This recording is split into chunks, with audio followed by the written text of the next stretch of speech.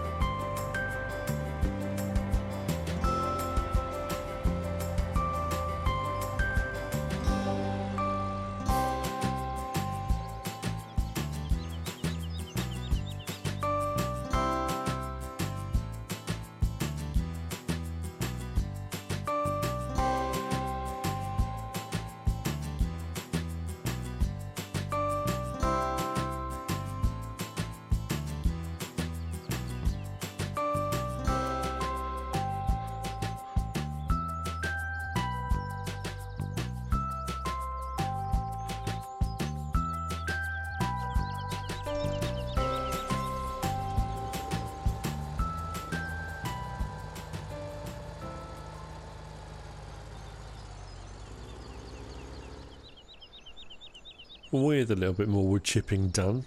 I'm still waiting on fields. I'm still trying to avoid speeding up time.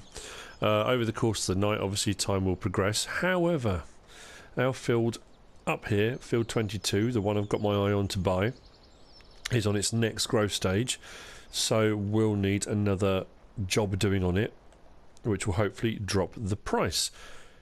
It's just a little bit of seeding. And nicely it's got the new Coon DLC stuff's being kind of included into this anyway, so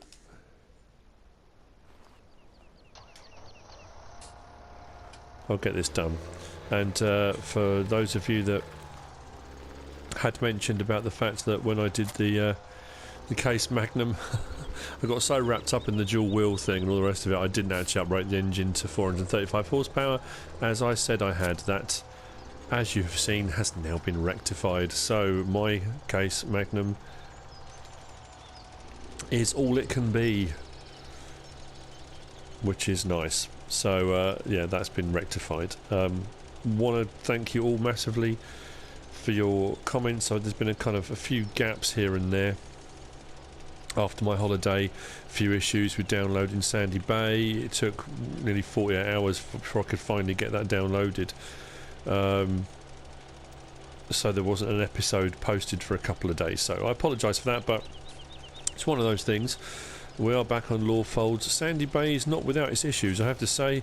It's that kind of sought after map that a lot of people, considering the amount of download time it took, how many people were quite clearly downloading that from the mod hub, which is kind of testament to how much the map's been anticipated and people want it. The only downside to that has been that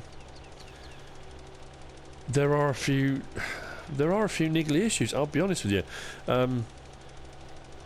you start off with a few fields of your own, which is nice, and it does say the mission system is available and the FS17 features, etc. But going through the fields, a few people have posted saying 90% of the fields you can't do work on, it's not allowing you missions and that kind of thing.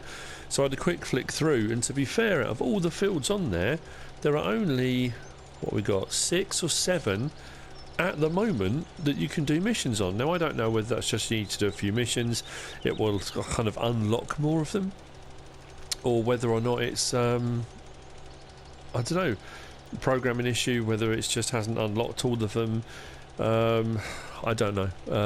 You start off with a few fields, to be fair, and there are a few you can do contracts on, but obviously not all of them at the moment. And some of them you think, well, they're grass fields, there's not going to be really many missions you can do on them.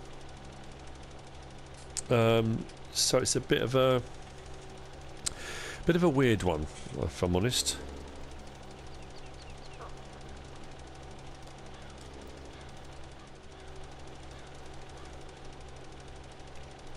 I think what a lot of people have decided to do, or are deciding to do, with a few of the issues there have been on various different maps, i.e. Chellington, the Old Stream Farm, and now potentially with Sandy Bay, updates are coming out for them,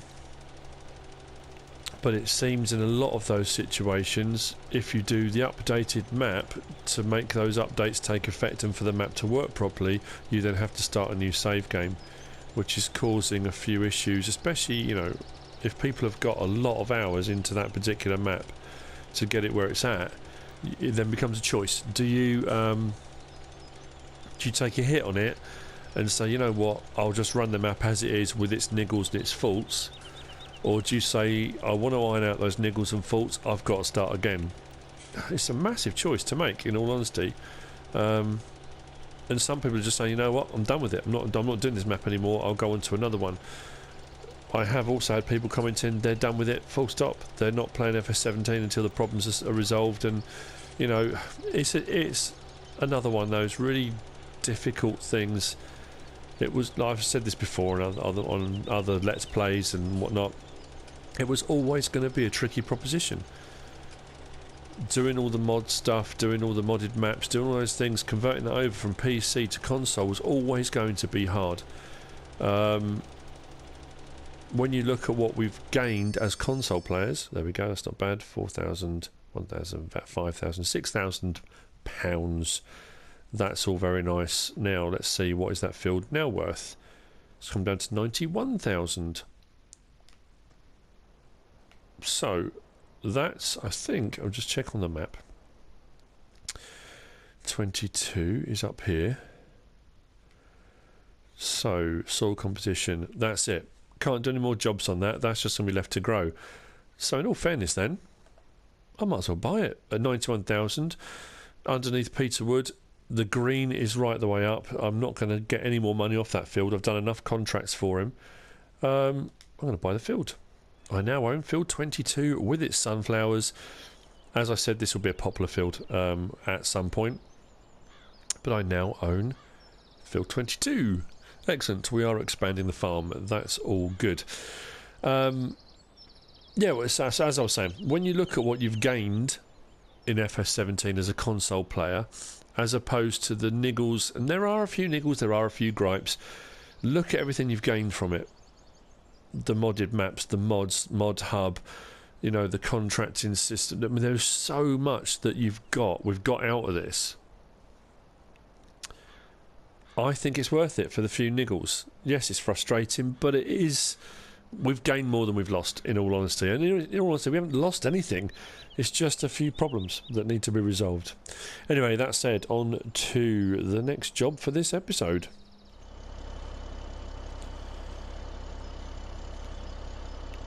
Right, I have hooked up the Lemken Solitair 12 onto our proper uprated Massey Ferguson case Magnums, because I saw the M. We're going to go down to field 34 and we're going to seed field 34. I'm going to do barley. I haven't got a barley field on the go at the moment. I've got a wheat one down there that needs to be harvested. It seems like an age ago that I did the harvesting episode, although it does look like field 31 is ready to harvest. When did that happen? That's suddenly appeared. Yeah, and interestingly, it was quite bizarre actually. 31's now ready to harvest, which is nice. Part of 27 and little bits of 26 have, but the rest haven't. But they're on their final growth stage, so they won't be long. 28 and 29, that's the one I'm waiting for, because that's the corn harvest. I'm going to do that for silage. I'll do a little bit of corn, but I think I've got plenty for the pigs. But that's probably going to be a silage harvest, so that's coming up as well. So without doing another harvest, I do need to put some seed in the ground for 34 while I wait for 28 and 29, which will be coming along hopefully very, very soon. So I'll take this down and we'll get some seed in the ground.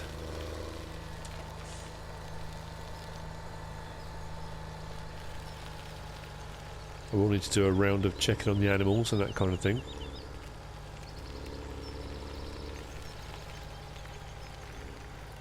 Now, I'm going to start down in this bottom corner. Simply because... God, the light's going very quick. There's a kind of knobbly bit that sticks out down here, so if I start down this end and then work my way across the field, it just makes life a little bit easier.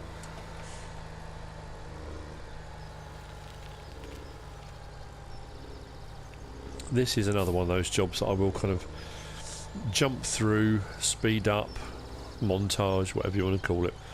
I'll do various different things, only because it's a big field. A lot of these big fields, I could do an entire episode just seeding a field, you know. I've said that before as well. Okay, let's turn this on. Turn it on. Lower sower. Then off we go.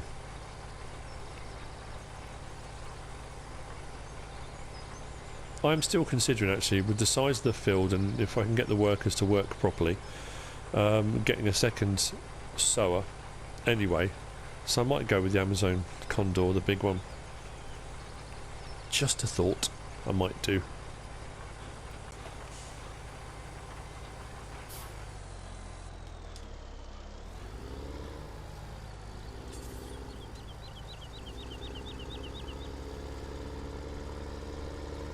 Right, move this a bit further up the field, do the next strip down, then I'll do the next strip up, and we should be good to just continue from there.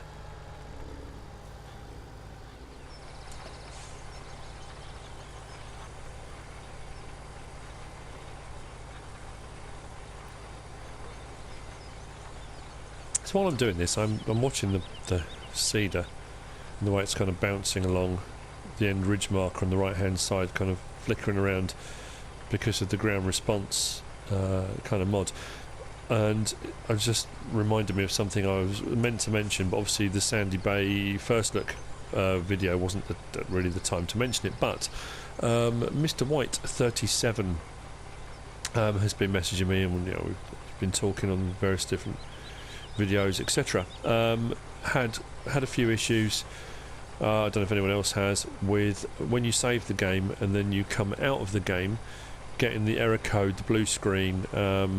It's saving okay, but it's not taking you back to the main menu properly. He did a bit of delving around.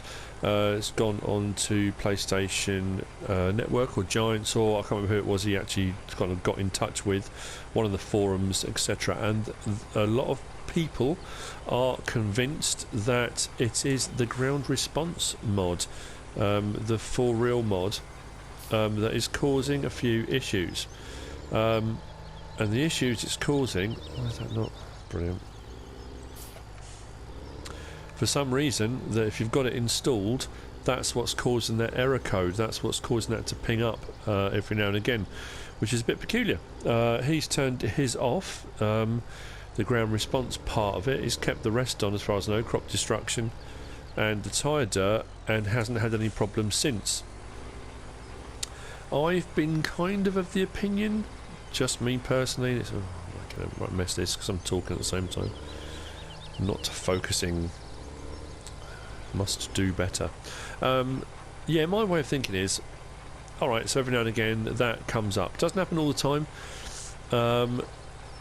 My game is saving properly. My main concern initially was that I did the save game, Then I pressed to sort of exit the game, and I got the blue screen. My first panic was, did it save or did it not save? And it is saving. It's saving fine. It's just doing that when you leave that and go back to the main menu, you're getting the blue screen. Is it that much of an issue? It's, as long as my game's saving, it really isn't too much of a problem. And I do like the ground response mod. I am enjoying having it on here. It adds that whole kind of new dimension to it. If that blue screen is coming up, if you're getting it a lot and it's frustrating you or annoying you, apparently it's the ground response mod.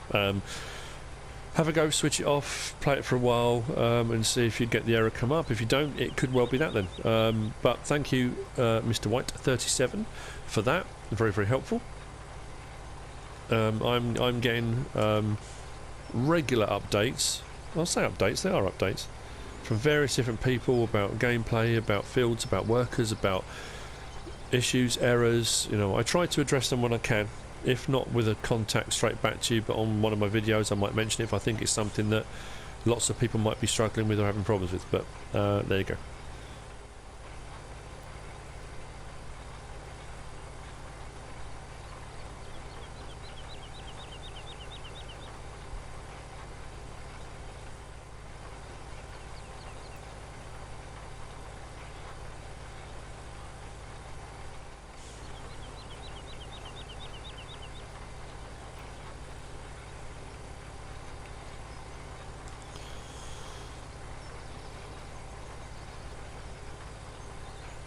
So very nearly there.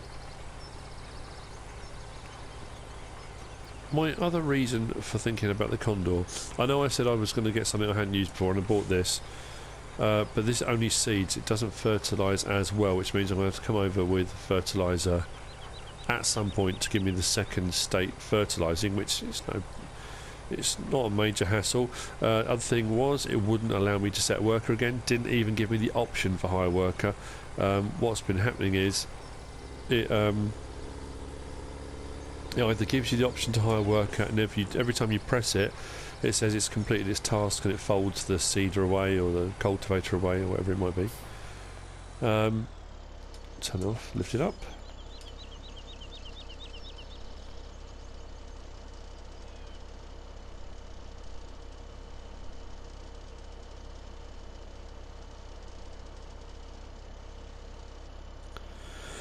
Or it just doesn't give you the option at all. It doesn't come up with hire worker. So this I've had to do again myself, the whole field. It takes a bit of time, but that's done now. There's barley in that. We are good to go. So yeah, whether I get another seeder or swap this out for the Condor and have the Condor instead, I don't know. Question I want to ask is this. If I'm going to do a Let's Play on Sandy Bay, and I said about doing a multiplayer kind of Let's Play on there, which some will be filmed, some won't, it'll just be playing kind of multiplayer. Do I start off with what you've got, which is a problem if you've only got one tractor and a few bits of machinery and there are 6 to 8 players on there with no equipment? Or do I use the money box cheat, get some money into the farm to start off with, so that when you start the multiplayer you can either buy tractors and equipment to start off with, or you buy the tractors and equipment first and then start the multiplayer so people have got stuff to use when they come on? What do you reckon? I mean, at the end of the day, I don't consider it, I mean, technically yes, it is cheating, you're adding money in that you didn't have, but I'm just thinking, without that finance, without the vehicles, you can't play multiplayer, because you're going to have one person in a tractor and then potentially 6 or 7 other players watching them doing stuff. So you're going to need more vehicles. So I don't know. What do you think? Stick some money in there, buy the equipment and then go, or just stick the money in there and buy the equipment as we go along? I don't know what to do on it. I'm a bit concerned whether or not to jump straight on there and start on a multiplayer, or a lot of people are waiting for updates just in case. I don't know. But it's all kind of in the pipeline at the moment. As you can see, part of the field is ready and part isn't, which is a bit unusual. 31's ready, and I'm waiting on 28, 29. But as you can see, it's not far off. It's in its final growth stage, so it's all looking rather fantastic. I thought I'd do a quick round of the farm, just check all the animals, make sure everything's all right. Just gone 8 o'clock, so it'll be time to bed down. So I've set the Lady Juno just to clean up the feed area for the cows, because that was getting a little bit messy.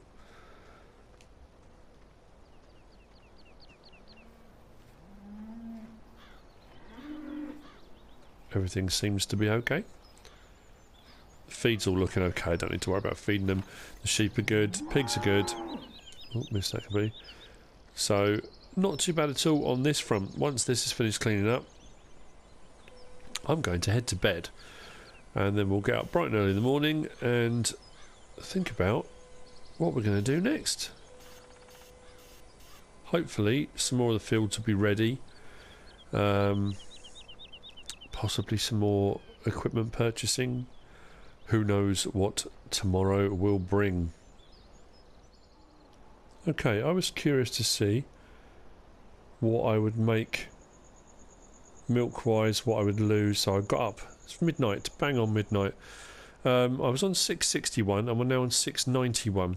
So I've gained 30,000. It says there's sold milk 45,000. So I can assume then that my losses, if you want to call it losses, my costs were about 15,000. So having the cows, the amount of cows I've got, and the amount of milk they're producing, with the farm as it is, with no more machinery and that kind of thing, machinery costs or leasing costs, I actually made £30,000. There we go. Vehicle running costs 8,000. It's all relatively, it's not too bad. Property income 20. What property? Oh, okay. Bit weird. Property maintenance minus 20. Property income, I don't know what maintenance that is. And I also don't know what's happened about the fees for the crop that I put in the Highland Grain store. I'm not quite sure what I'm being charged for that, but as you can see now, it is midnight. 31's ready, 28, 29 is ready, 27 is ready. I think 26 off in the distance is ready as well. Let's go to growth. We're looking good, as is 30, which has got our sugar beet in for whenever we need that. So they're all ready to harvest now, which is good news. So, having checked on that, having earned 30,000, I'm going back to bed, and we'll go up in the morning and continue.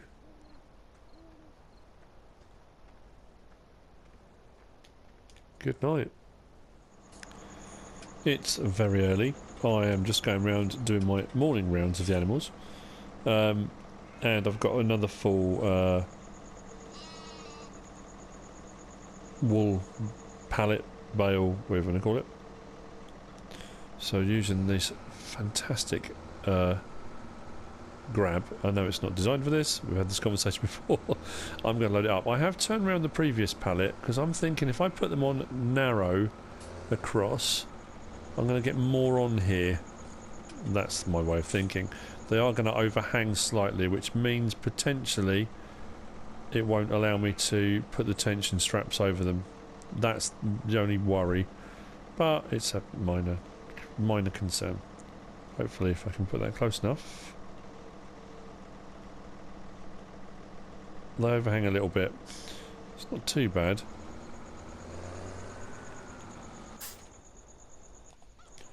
Jump out. I don't know if it will let me do a tension strap. It kind of goes through the pallet, so maybe seems to be holding onto the bottom part of the pallet rather than going right over the top, but it is on there. Okay, well that's not too bad. Where's the next tension strap? Yeah, I don't think it's going to catch them all as it goes across, but I'm sure there's kind of a locking script on there which will work, but there we go. Why is that not unlocking now? There we go. So there we go. 2 full wool pallets. When the price starts to rise on those, we'll make a bit more money. That'd be nice. Right, let's open that out. Pop that back down the floor. Don't need that at the moment.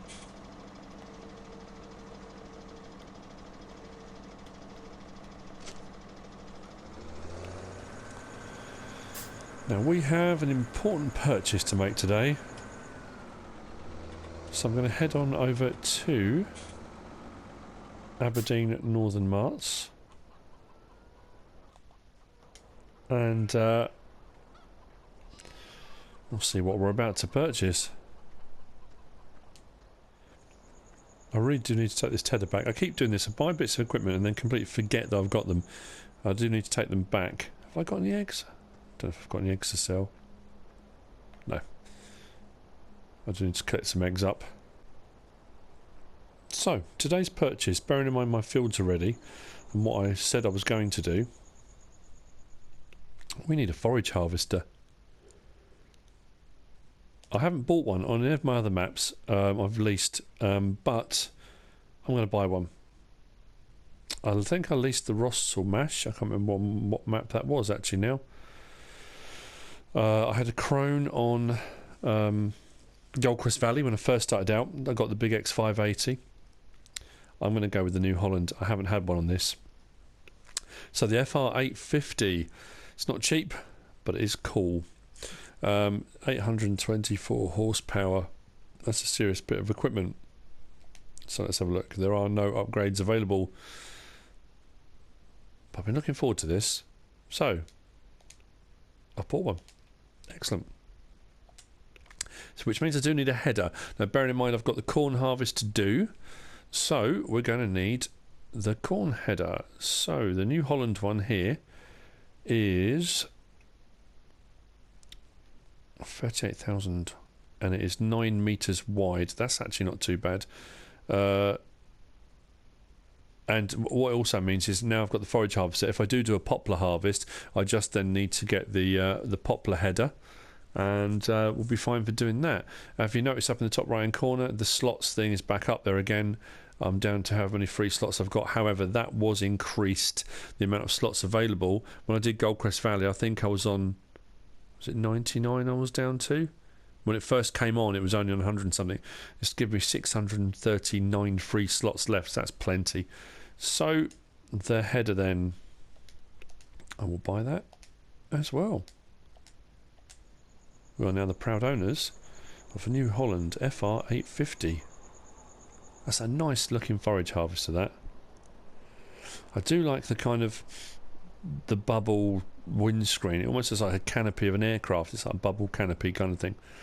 Really nice. And the way the lights are designed, the LEDs on a lot of the New Holland machinery now, it's like LED lighting, and they've got them pointing out, so when you're working at night it lights up the whole area around the vehicle, which I think is quite cool.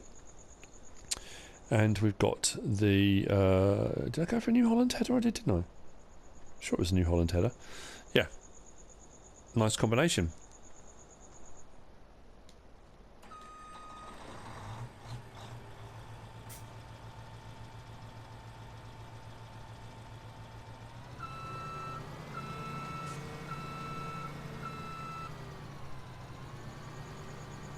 That sounds amazing.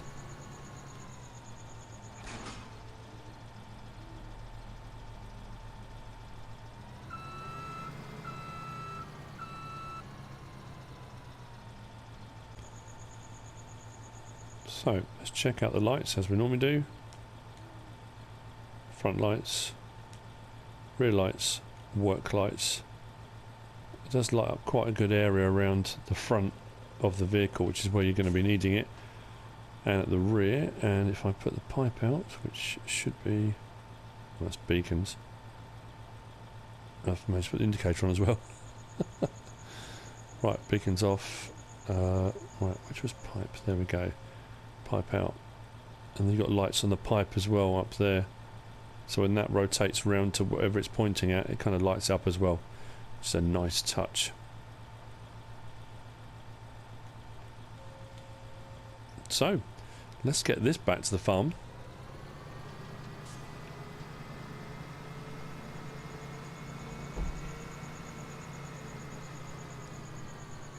I'm liking the sound of that, I really am. So have a quick look inside.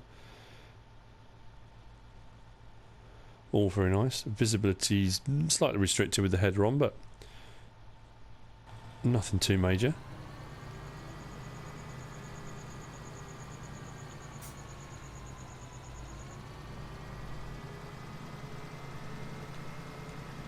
I will get those beacons on. This is a big vehicle out on the main road.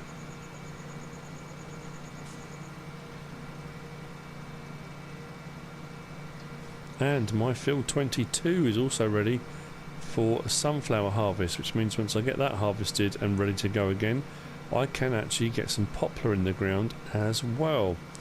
So I think we've certainly got a few episodes kind of ready to go now. It was all hinging on waiting for these crops to grow. So now we own 22, and obviously overnight everything's grown. So that can be harvested and prepared, and we can do poplar in there. We can do our silage harvest on field 28-29. We can do our soybean harvest and make a bit of money on the soybean, because I know the price of those is actually very, very good on here. So we've got a lot going on. It's actually not too bad at all. There'll be some fertiliser spreading that will need to be done as well.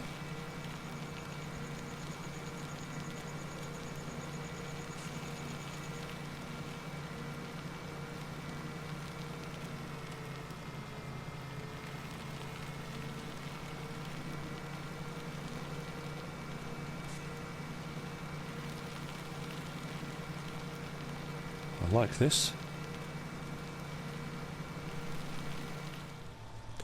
With our newly purchased new Holland FR850 out at field 28-29 that I combined together, we have corn. It is ready to go, or maize, whatever you want to call it.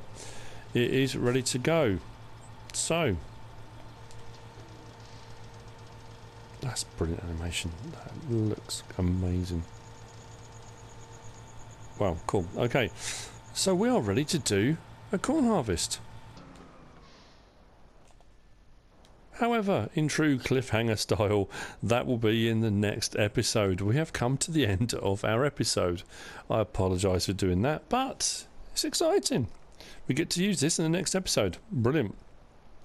I'll probably need to get rid of some wood chips that are in my trailer with the articulated lorry.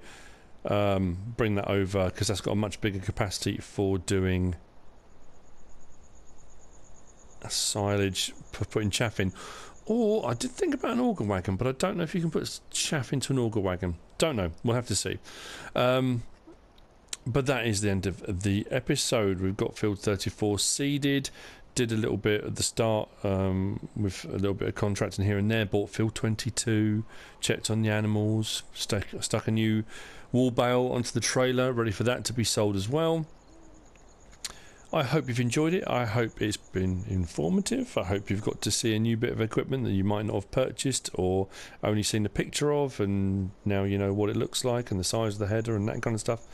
If you have, give us a like. If you don't subscribe yet, please do. If you want to leave a comment, feel free. And if you want to share the video, please be my guest. Whatever you should choose to do. Thanks for watching.